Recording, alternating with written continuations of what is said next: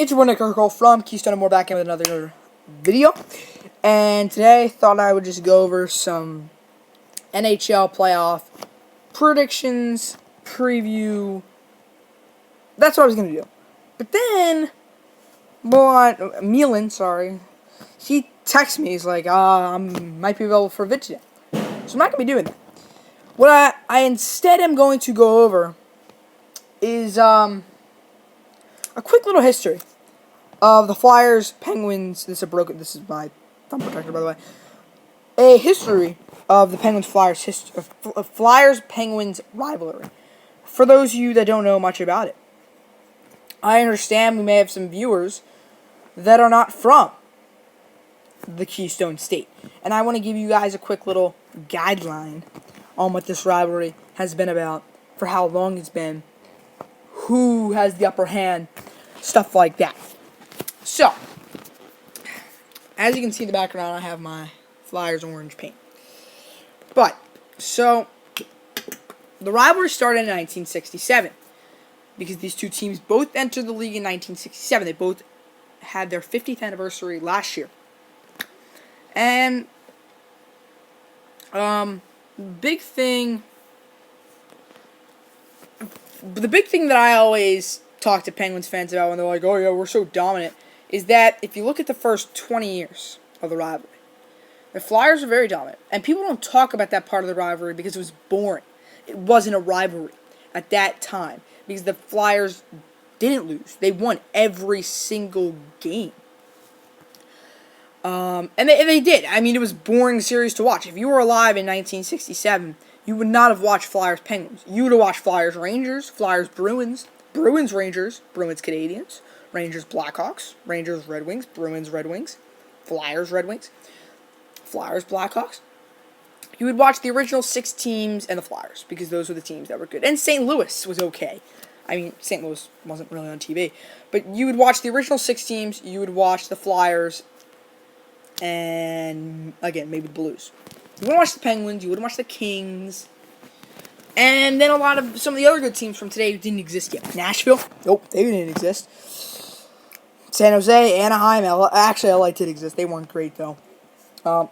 You'd watch Toronto. I forgot about Toronto. You'd watch Toronto and Montreal. Toronto and Boston. But this rivalry did not develop until Mario Lemieux goes to the city of Bridges, a.k.a. Pittsburgh. And Mario Lemieux was the reason this rivalry started. So as I've previously noted, the Flyers dominated this rivalry for the first 20 years. Then Mario Lemieux goes to Pittsburgh. And that changes the course of Penguins history forever. It does. Because if they hadn't drafted Lemieux doesn't save them in 85, and then he doesn't save them in 05, because we'll get to that later in the history of these two teams. But there's a point in 05 where, as I've previously noted, because I make fun of Pittsburgh fans for like 3 things, and that's one of them. And we'll get to that. But the point is, this rivalry developed because of Mario Lemieux. And to this day, if you like watching the Penguins and the Flyers, you thank Mario Lemieux, because if it's not Mario Lemieux, they don't. If Mario Lemieux never goes to Pittsburgh, they don't really get anybody great, which means they wouldn't get anybody who goes to Crosby, even if they got him, because they wouldn't be the Penguins when they got Crosby for Lemieux. So this whole rivalry goes back to Mario Lemieux. Before he even came to Pittsburgh, it goes to Lemieux, and after he retired in Pittsburgh, it goes to Lemieux. If it were not for Lemieux, we do not have this rivalry. It's very important you remember that. Now, from 85 to when did he retire? He retired 2000, right? 2001, 2002. This rivalry was not one-sided. It was the best the rivalry had ever been for that 15, 20-year period. It was the best the rivalry was, and the second best time the rivalry ever was. Because when we get to 08 through 2012, that should ever be considered the greatest part of the rivalry. Because it was. 08 to 12 was the best part of this rivalry. And you can't even argue it. It was. But I'm going to say that from this period of time, the Penguins probably win this period of time. Not because of head-to-head competition. More because the Penguins won 2 cups during this time. I think they've won 5, right? Or they only won 4. Sorry, I don't have all my information here, but all I remember is that the Penguins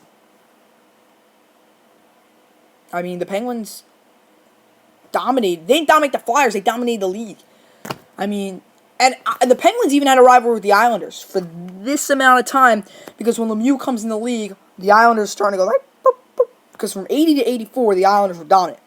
And then they were dominant for a few extra years, which is why for like 1 or 2 years there was a rivalry there, but it wasn't very big and it wasn't very long.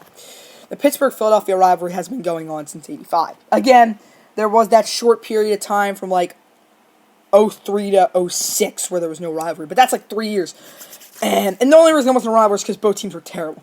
Like, Pittsburgh was terrible, but Pittsburgh was also in a financial crisis. Philadelphia was terrible, and the thing is, here's my problem with Pittsburgh fans. My main problem with Pittsburgh fans is, and Milan's not one of them, it's the Pittsburgh fans that live in Pittsburgh. It's not the Pittsburgh fans that aren't in Pittsburgh, surprisingly. Well, there's bandwagon fans. Bandwagon fans are like most of the Pittsburgh fans in Pittsburgh. So the Pittsburgh fans that live in Pittsburgh, they're such fair weather fans. And they're like this with the Pirates too. They're not like this with the Steelers. For whatever reason, the Steelers are always loved in that city. But the Penguins and the Pirates, it's a football town. It always will be. But my problem with the Pittsburgh fans is this team should have never had a financial crisis. They should have. And we'll get to that. But I think that's because of the fans. To be honest, that's because of the fans. If the fans had kept spending money on apparel, and if they kept spending money on, tickets and concessions, but they didn't. They didn't go to the games. If you went to the Igloo from 03 to 06, you could probably get a $5 ticket, maybe not even. That's how bad this team was. That's how cheap the tickets could go for, because no one wanted to go. You know how many people, there's not that many. I think in Pittsburgh, there's not many. There's maybe around, 700,000? Plus that surrounding area. Like, half of Pennsylvania is Pittsburgh. Half of Pennsylvania is Philadelphia. And guess what? The eastern half of Pennsylvania, they're all flocking to Philly. They're all trying to get seats. And I'm telling you right now, the cheapest ticket at the Wells Fargo Center in the regular season is probably $25, even if they're playing like Arizona. Doesn't matter. They could be playing in Arizona. They could be playing the Islanders. Just a bad team. But then there's Pittsburgh. You have all of Western Pennsylvania. No one's going to your games. But again, Pittsburgh was dominant. So let's just move right into that early 2000s BS in Pittsburgh. And there's not really... If you look at the early 2000s, there was no rivalry. There's nothing to talk about with this rivalry. Except in 2000, there was the standing ovation of Lemieux, which was only because he had cancer. Crosby will never get that. I don't care what Crosby thinks. He will never get a standing ovation. And if he does, I will not be one of the people cheering. No, I will not. I will never cheer for Crosby. Lemieux is different. Because you see, Lemieux, he was a game changer. And he didn't talk shit about Philly as much as Crosby does. Lemieux, he didn't talk BS about other teams. He was kind of like, whatever, he was kind of like, whatever you think, man. It's cool. I'm just going out there and want to beat you. But Crosby's not like that. That's why people in Philly don't like Crosby. He's not just a terrible player on the ice, which he is. I wish someone would just go in there and rock him. It's why I love Ovi. It's the main reason I love Ovi. 2012 Winter Classic, baby. He rocked Crosby. Crosby played, 25 games that year? Something like that? I think it was 22 exactly, because I looked at the stats the other day. I think it was 22 exactly. Because Ovi went in there and said... It's the main reason I like Ovi. It's the main reason I like the Capitals, if I did like the Capitals. But, so, yeah, that's my problem with the Penguins. Fans. Is that they're so fair weather. It's not even funny. Penguins will make the playoffs? We're not going next year. It's like, dude, Flyers made the playoffs last year. Guess what they made this year? That's the thing when you have a team that's so dominant for so long and then it sucks for 10 years. And then so dominant, so terrible. So dominant, so terrible. That's what the Penguins are. And it's a bad thing about them. That's one of the other things that I think is so great about the Flyers. Is that, yes, they can be so dominant for a very long time, but then they don't go out and do terrible for the next 2 years, 10 years. No, they go back out and they play pretty good. They play pretty good there. They don't make the playoffs. They're probably the last team out of the last team in. But the Penguins, they're great for 15, 20 years because they get a generational superstar, and then they're the worst team ever for 15 years. It's let's go, guys. And I don't know if that's going to happen this time, but even Gunsel, like, when he brings up Gunsel, guys, he's decent. I'll admit, he's decent. But is he Nolan Patrick? No, he's not Nolan Patrick. Nolan Patrick's 5 times the player Gunsel will ever be. Gunsel, yeah, he's great. Cool. Gunsel, great guy. Bye-bye. Whatever, buddy. Nolan Patrick's better than Gunsel. See, here's how it goes. Flyers, Penguins, Flyers, Penguins, Flyers, Penguins, Flyers, Penguins. Let's go. Flyers, 67-85. Then Penguins. Then Flyers. Then Penguins. The next generation is going to be Flyers. Next generation is going to be Patrick, Guentzel. Patrick, boom, wins. Patrick's a better player than Guentzel. I mean, if you guys have watched any Flyers games since the All-Star break, you will see this Patrick's a better player. And they've been on national TV, so you can't say, oh, yeah, I was in California and they're not on. That's bullshit, because they've been on national TV. They played Wednesday at Rivalry, I think, twice or something like that. But the point is, so let's start with the financial crisis. In 2004, the year before they got Crosby, they were having a problem because Lemieux's contract was huge. And when I'm telling you huge, I'm saying huge. Lemieux's contract was a lot of money. Lemieux was the best player in the game. He was going to get a lot of money. Problem is, the Penguins didn't have enough. They didn't have the money. It's the main reason the salary cap is in place today. Because you have to have a certain amount of money you can use, and then boom, because they don't want another Penguins crisis. If you don't like the salary cap, blame the Penguins, because they're the main reason. And also, 27 of their owners agreed to it. But the Penguins were the reason the idea was even brought up. Because think about this. Why would you, like, Carolina, Florida, the Islanders, the Coyotes, if they ever got a generational superstar, you think they're not going to pay him $10 million a year? $11 million a year? Well, they are going to pay him $10, $11 million a year, and they're not going to have enough money. That's why you have to have a salary cap. So if you exceed over, what is it, $80 million right now or something like that? If you exceed $80 million, you can't spend any more because it's made so that teams don't go bankrupt, which is what the Penguins did. The Penguins went bankrupt. And then Lemieux was like, it's fine. You don't have to pay the rest of my contract. Lemieux pretty much goes in there. He says, you don't have to pay the rest of my contract, but I want 10% ownership. Or something like that. I think it's like 5%, maybe 10%. He's like, but I want 10% ownership. So, and he's like, I'm also going to be like the president of operations or something. So then Lemieux, yeah, what he does is, he now owns like 10% of the team. So he's getting like 10% of the profits or something like that.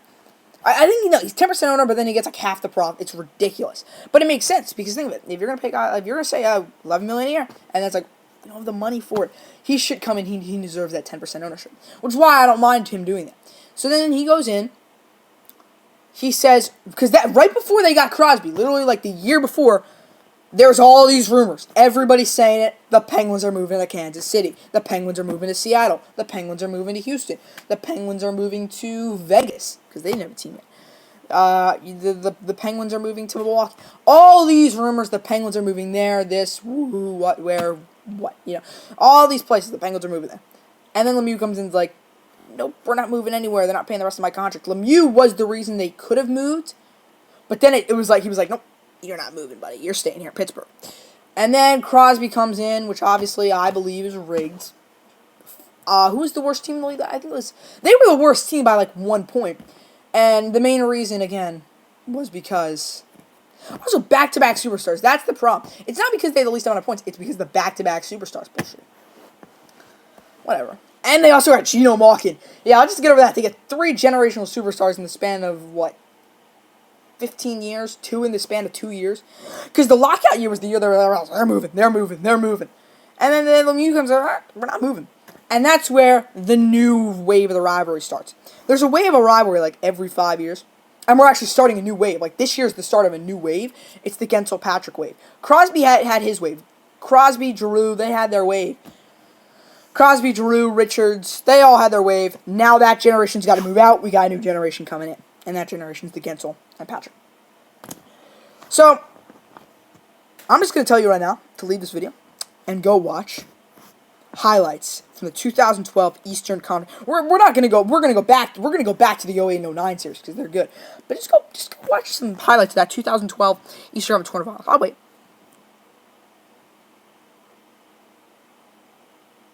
Okay, so as you've now watched it, which is, congratulations, you've seen the best thing to ever happen to you. Thank you for watching that. I don't know how to drop a link, but if I could, I would drop a link to go see those Eastern Conference quarterfinals.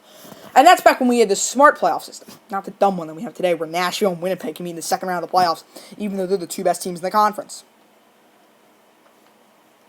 Some bullshit like that. But, so yeah, 2008, 2009, 2012. Penguins win the Cup in 08.